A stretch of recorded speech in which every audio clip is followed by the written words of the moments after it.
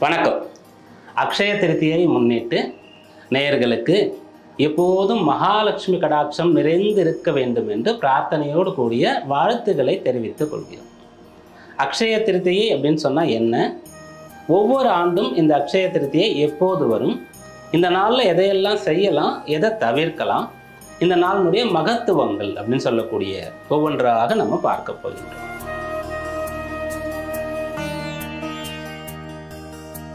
முதல்ல அக்ஷய திருத்தியை அப்படின்னு சொல்லக்கூடிய அந்த ஒரு வார்த்தைக்கான பொருள்.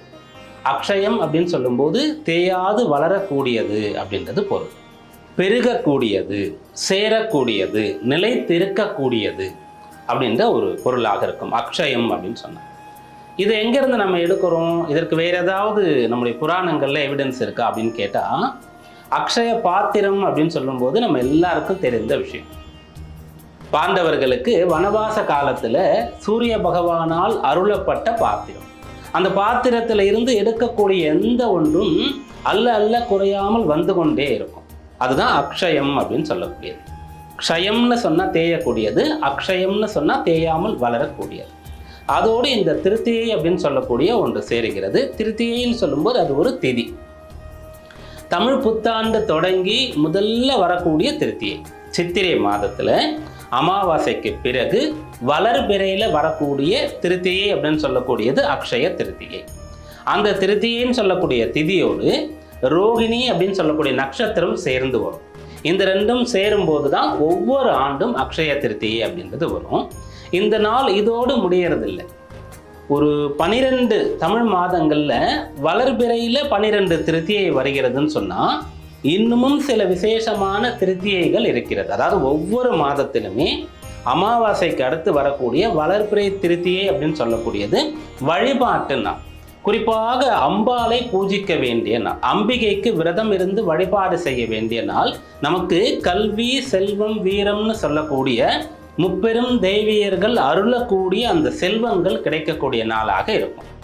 அதில் இந்த புத்தாண்டு தொடங்கி வரக்கூடிய முதல் திருநாள், முதல் பண்டிகை, முதல் மகத்துவமான நாள் அப்படின்னு சொல்லக்கூடியது இந்த அக்ஷய திருத்தியை.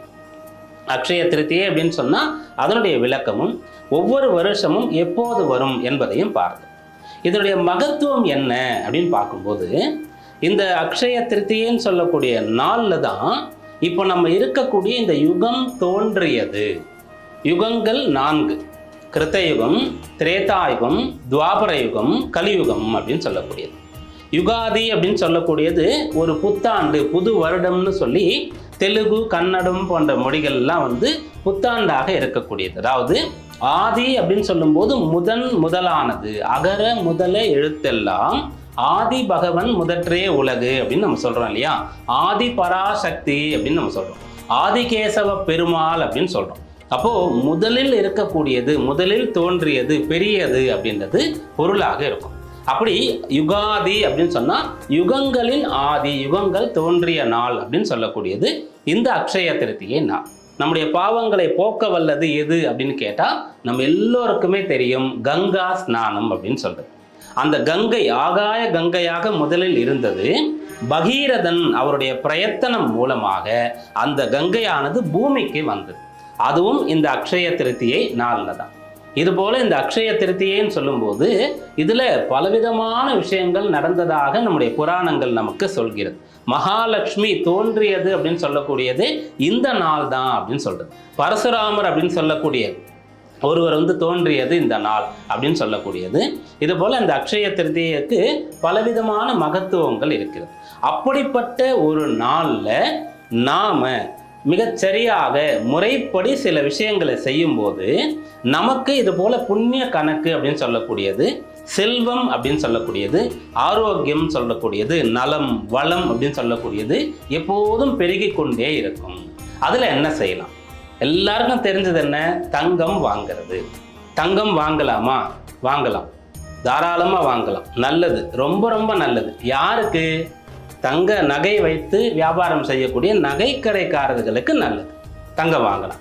அவங்க ஒவ்வொரு வருஷமும் நம்ம இது போல் வாங்கிட்டே இருந்தால் அவங்களுக்கு நல்ல வியாபாரம் நடக்கும், செல்வம் சேர்ந்துக்கிட்டே இருக்கும், அவங்களுக்கு நல்லது.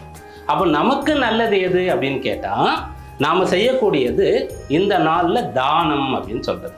அதனால தங்கம் அமிர்தம் சொல்லக்கூடிய ஒன்றே அளவுக்கு அதிகமாக போனால் நஞ்சுன்னு சொல்லும். தங்கம் சேர சேர சேர அந்த இடத்துல கர்மான்னு சொல்லக்கூடிய கர்ம வினை, பாவம்னு சொல்லக்கூடியது சேர்ந்து கொண்டே இருக்கும். அப்போது தங்கத்தை தானமாக கொடுக்கும்போது இந்த கர்ம வினை அனைத்தும் தொலையும், இந்த பாவங்கள் அனைத்தும் தொலையும். தங்கத்தை தானம் கொடுக்கறதுக்கு இந்த நாளை பயன்படுத்தி கொள்ளலாம்.